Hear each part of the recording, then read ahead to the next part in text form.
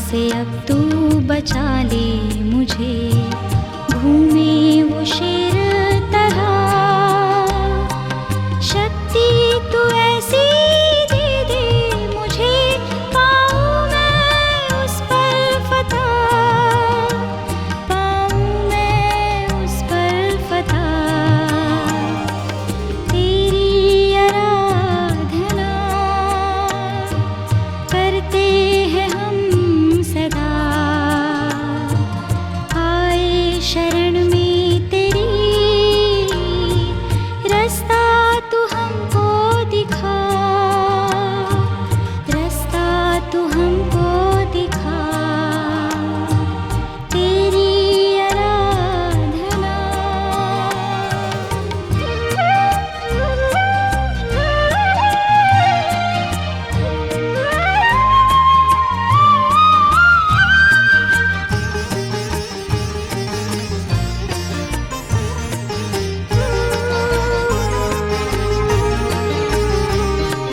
चाहत है मेरी तू दिल में बसे, भर दे सब खाली जगह। ऐसा ही मैं जीवन जीऊं, बन जाऊं तेरी तरह, बन जाऊं तेरी तरह। तेरी आराधना करते हैं हम सदा, आए शरण में तेरी, रास्ता तू हमको दिखा, रास्ता तू हमको दिखा। तेरी आराधना। सभी दर्शकों को मेरा मसीह यीशु में प्यार भरा नमस्कार। परमेश्वर की योजना के श्रृंखला के तहत आज हमारा जो विषय है वो है स्वास्थ्य, और इसमें जो एक और चर्चा हम करेंगे, क्या आत्महत्या करने वाले को क्षमा मिल सकती है। आइए हम आगे बढ़ने से पहले परमेश्वर के वचन में से पढ़ेंगे। तीसरा यूहन्ना की पत्री, तीसरी यूहन्ना की पत्री, उसके दूसरे पद को हम पढ़ेंगे। हे प्रिय, मेरी ये प्रार्थना है कि जैसे तू आत्मिक उन्नति कर रहा है, वैसे ही तू सब बातों में उन्नति करे और भला चंगा रहे। आइए हम प्रार्थना करेंगे। हे हमारे स्वर्गीय दयालु पिता परमेश्वर, जीवन के देने वाले, तारनहार, पालनहार, हम तेरे बच्चे इस समय प्रभु यीशु मसीह के नाम से तेरे अनुग्रह और दया के सिंहासन के सामने आते हैं। हम जैसे भी हैं हमें स्वीकार कर और हमें शक्ति सामर्थ्य दे, ताकि तेरी वचन की गहराई को हम समझने वाले हो सकें और इस संसार से अपने को परे रखें। इस कार्यक्रम में तू हमारा सहायक हो, ये विनती तेरे प्रिय पुत्र प्रभु यीशु मसीह के नाम से मांगते हैं, सुन और ग्रहण कर। आमीन। मित्रों, जैसा कि हमने बताया कि हमारा आज का विषय है स्वास्थ्य, और स्वास्थ्य के बारे में जानने से पहले हम आज एक और पद पढ़ना चाहेंगे आरंभ में, और एक सवाल करना चाहेंगे। परमेश्वर ने मनुष्य को रचा, जब मनुष्य को बनाया तो उसको कौन सा भोजन दिया? यदि बाइबल है आपके साथ तो आप मेरे साथ खोल सकते हैं उत्पत्ति की पुस्तक, उसके पहले अध्याय के 29वें पद को। उत्पत्ति की पुस्तक उसके पहले अध्याय के 29वें पद को। यहाँ लिखा हुआ है, फिर परमेश्वर ने उनसे कहा, सुनो, जितने बीज वाले छोटे छोटे पेड़ सारी पृथ्वी के ऊपर हैं, और जितने वृक्षों में बीज वाले फल होते हैं वे सब के सब मैंने तुमको दिए हैं, वे तुम्हारे भोजन के लिए हैं। यहाँ स्पष्ट रूप से लिखा हुआ है कि मनुष्य को बनाने के बाद परमेश्वर ने भोजन के लिए जितने बीज वाले फल हैं वो दिए थे। लेकिन आज के इस परिवेश में, आज के अगर हम वर्तमान समय की बात करें तो भोजन का रूप कैसा पाया जाता है और किस प्रकार का भोजन पाया जाता है। हमने अपने इस पवित्र वचन में देखा कि भोजन जो परमेश्वर ने दिया था वो ना खाकर आज हमने बिगाड़ दिया। परमेश्वर के वचन में लिखा है कि हमारा शरीर परमेश्वर का मंदिर है। यदि हम इसको बिगाड़ेंगे तो हम इसके लिए कसूरवार होंगे। इसी विषय पर हम आगे बढ़ने से पहले हम कुछ बातें आपसे करना चाहते हैं। आज संसार में जो दुराचार हो रहा है, कुकर्म हो रहा है, ये केवल हमारे भोजन के बदलाव की वजह से है। परमेश्वर ने हमें जो खाने के लिए दिया, हम वो ना खाकर तरह तरह से उसकी ऐसी चीज़ें खाना शुरू कर देते हैं जो हमारे जीवन में उत्तेजना पैदा करती है, जबकि उसका कोई महत्व हमारे जीवन में है नहीं, ज़रूरी नहीं है। लेकिन हम केवल अपनी आदतों से बाज नहीं आते। पहला कुरिन्थियन उसके 3 अध्याय के 17वें पद में लिखा है कि यदि कोई परमेश्वर के मंदिर को नाश करेगा तो परमेश्वर उसका नाश करेगा। परमेश्वर का मंदिर पवित्र है और वो तुम हो। प्रिय भाइयों और बहनों, मैं संसार के लोगों की बात तो नहीं कर रहा, परंतु जो मसीह यीशु को अपनाए हुए हैं, मैं उनसे ये निवेदन करता हूँ कि अपने भोजन में ऐसी वस्तुओं का प्रयोग ना किया जाए जो आपके जीवन के लिए हानिकारक हो। हम एक के बाद एक कुछ बातों पर ध्यान देंगे और ये बताना चाहेंगे कि परमेश्वर नहीं चाहता कि हम ऐसे कार्य करें। आत्महत्या, चाहे व्यक्ति पेड़ पर फांसी लगा ले, चाहे गोली मार ले अपने आप को, और या फिर जैसे तंबाकू, शराब और गलत चीज़ों का सेवन करके अपने जीवन की इस क्रिया को ख़त्म करे। केवल तंबाकू और शराब ही नहीं, परंतु यदि हम देखें तो हमारे भोजन में बहुत सी ऐसी वस्तुएं हैं।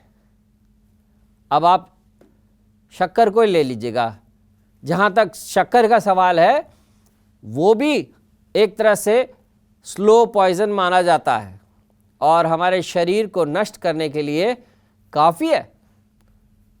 तो हमें ऐसी वस्तुओं का भोजन, ऐसी वस्तुओं का इस्तेमाल जो करना है वो हमारे लिए खतरा है। यहाँ लिखा है कि यदि इस मंदिर को नाश करेगा तो परमेश्वर उसको नाश करने के लिए तैयार है। परमेश्वर नहीं चाहता, परमेश्वर चाहता है कि हमारी सेहत अच्छी रहे। फिर मैं आपको ये बताना चाहता हूँ, संसार के लोगों की बात नहीं, जो विश्वास करता है प्रभु यीशु मसीह पर, अपने जीवन को इन सारी बातों से अलग रखेगा और वो चाहेगा कि परमेश्वर के कहे अनुसार वो भोजन करे जो उसने उसके लिए रखे हैं। हम पहली बात लेंगे तंबाकू। आज तंबाकू के बारे में अगर हम किसी से पूछें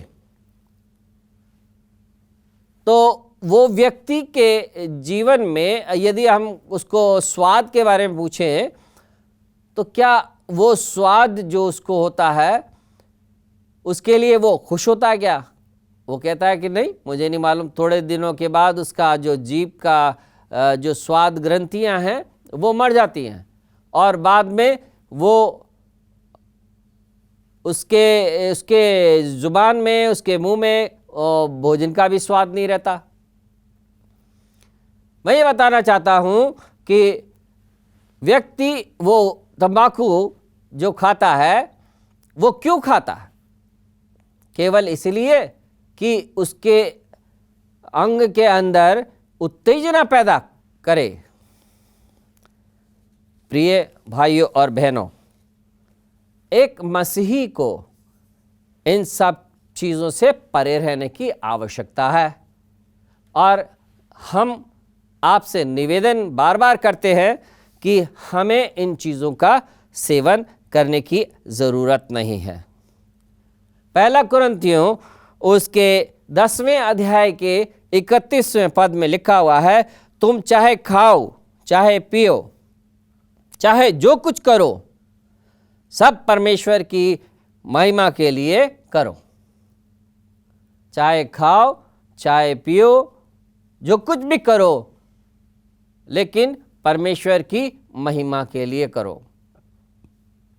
शराब पीकर आदमी अपना जीवन तो नष्ट करता है और समाज के अंदर भी गड़बड़ी पैदा करता है।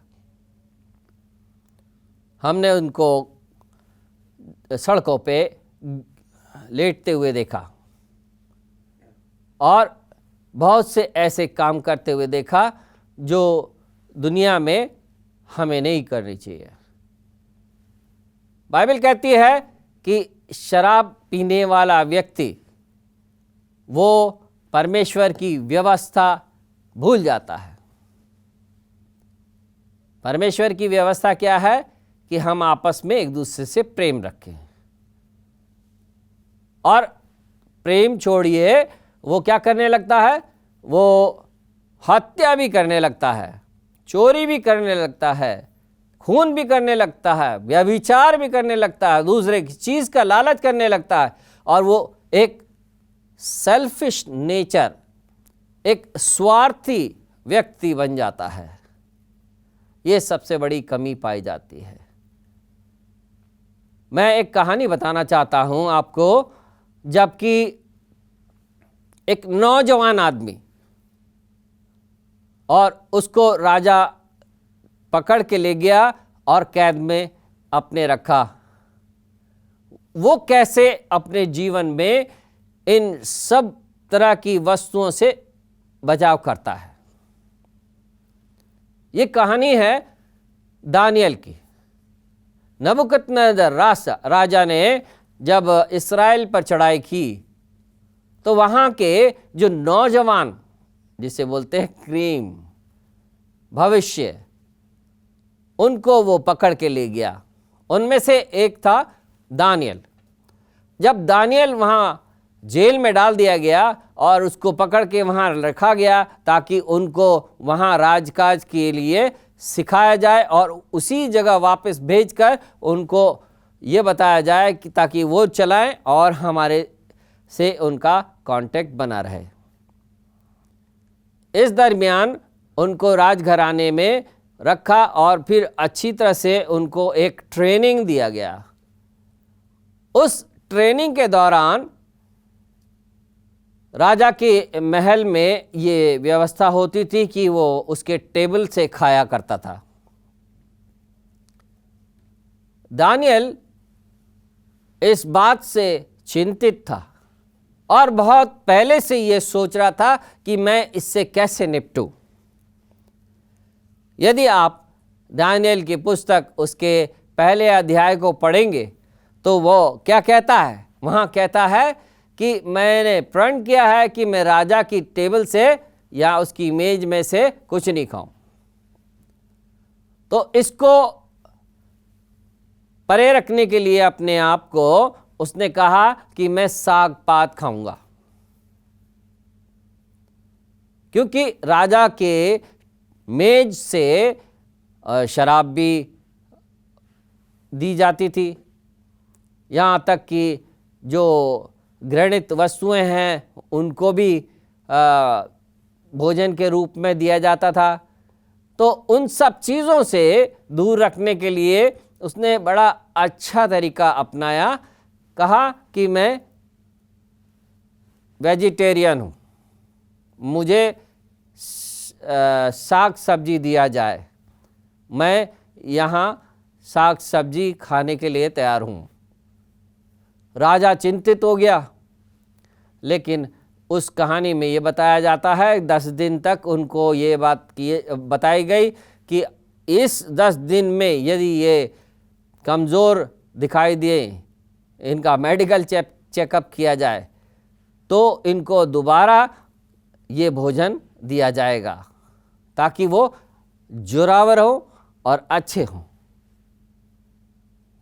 प्रिय भाइयों बहनों, उस 10 दिन के बाद वो टेस्ट देने गए और उस टेस्ट में वो 10 गुना उन लोगों से ज़्यादा ताकतवर, उन लोगों से ज़्यादा बुद्धिमान निकले जो ये राजा की मेज से खाते थे। एक सच्चा मसीही इन सभी वस्तुओं से दूर रहेगा और सामाजिक जितने उत्सव हैं उनमें से भी उनसे भी अलग रहेगा। आइए हम एक पद पढ़ेंगे जो निर्गमन 15 अध्याय में पाया जाता है। यदि आपके पास बाइबल है तो मेरे साथ निकालें निर्गमन की पुस्तक, उसके 15वें अध्याय को, 15वें अध्याय के 26वें पद को।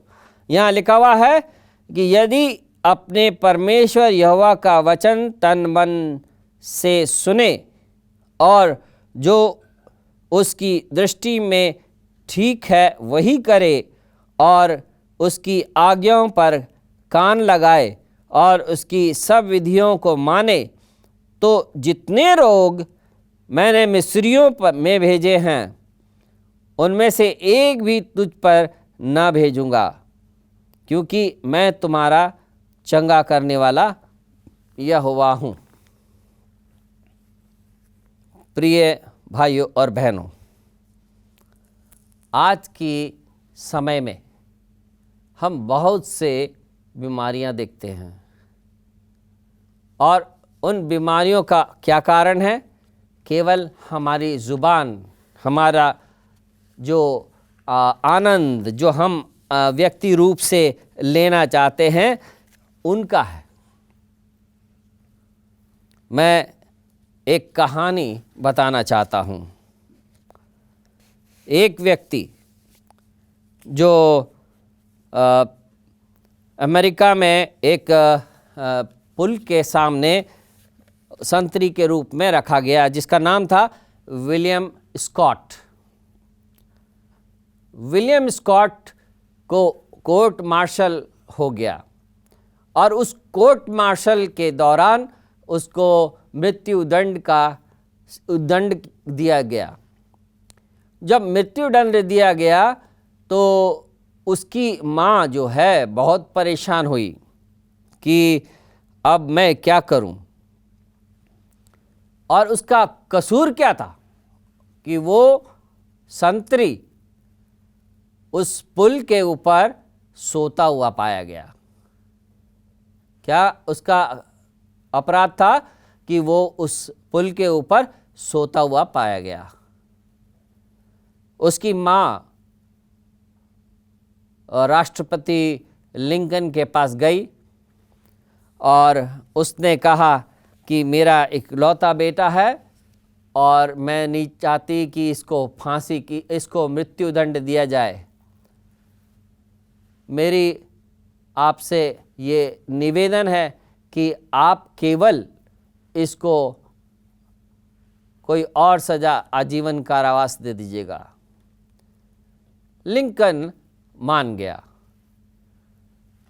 राष्ट्रपति लिंकन ने उस व्यक्ति को जाकर मिला। वो व्यक्ति जो है उसके पास जाकर मिला और जाने के बाद उससे बातें की, बैठा उसके साथ और उससे पूछा, क्या आप कसूरवार हैं? क्या? हाँ, कसूरवार हूँ। क्या आपने ऐसा किया है कि आप सोते हुए पकड़े गए? कि हाँ, मैं पकड़ा गया हूँ। क्या ये सज़ा आपके लिए बिल्कुल उचित है? कहता है, हाँ, मैं इस सज़ा के लायक हूँ। लिंकन ने बड़े ध्यान से सुना। राष्ट्रपति लिंकन थोड़ी देर बाद उससे कहता है कि मैं आपको सेना में वापस भेजना चाहता हूं, लेकिन एक शर्त पर। ये जीवन जो है ये मेरे लिए है।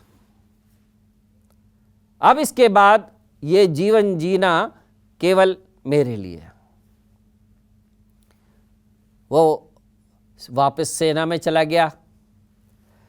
एक बार की बात है, जब रोटिसबर्ग में जो युद्ध चला, उस समय वो सिपाही घायल हो गया, बुरी तरह से घायल हो गया। उसका एक मित्र उसको उठाकर ले जाने के लिए आया ताकि उसको ले जाए और उसकी हिफाजत हो सके। वो कहता है कि मुझे छूने की आवश्यकता नहीं है, अब मैं तो अंतिम समय में हूँ, मेहरबानी से आप जाओ और देश के लिए लड़ो। लेकिन एक संदेश मेरा लेके जाओ, जब कभी विजय परेड हो, उस विजय परेड के दौरान ये बताना कि विलियम स्कॉट ने जो जीवन उसने दिया था, मैंने वापस कर दिया है। मित्रों, हमारा प्रभु इस पृथ्वी पर आया। उस पृथ्वी पर उसने हमारे लिए जान दिया। वो नहीं चाहता कि हमारा शरीर तरह तरह की बीमारियों से घिरा रहे। वो चाहता है कि हम अपने जीवन में स्वस्थ रहें, जैसा कि हमने पढ़ा था दूसरा यूहन्ना उसके दूसरे अध्याय पे, दूसरे पद पे, हमारा जीवन जो है प्रभु यीशु मसीह की संपत्ति है और उसने हमें खून से खरीदा है। हम उसके प्रति कृतज्ञता व्यक्त करने के लिए सबसे उत्तम तरीका कौन सा अपनाएं? यही कहें कि मैं अपना जीवन तुझे वापस लौटाता हूं।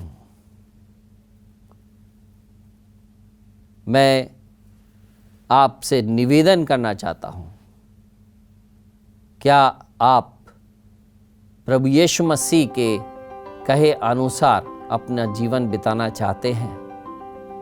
हम जानते हैं यहाँ पर संसार में बहुत सी चीज़ों से लिप्त है, लेकिन परमेश्वर ने हमें सहायक दिया है।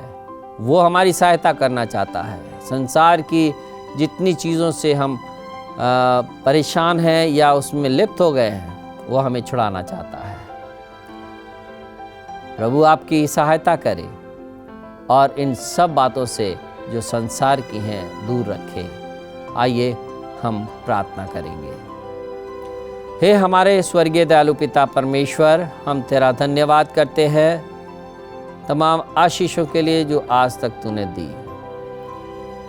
हमें से कोई दर्शक अगर शारीरिक रूप से तकलीफ में है और कोई उसने पाप किया है, तेरे विरुद्ध कोई काम किया है, तो उन्हें क्षमा कर और उन्हें अपने नज़दीकी का एहसास दे और आशीष दे और जीवन में अपने गवाही देने का मौका दे।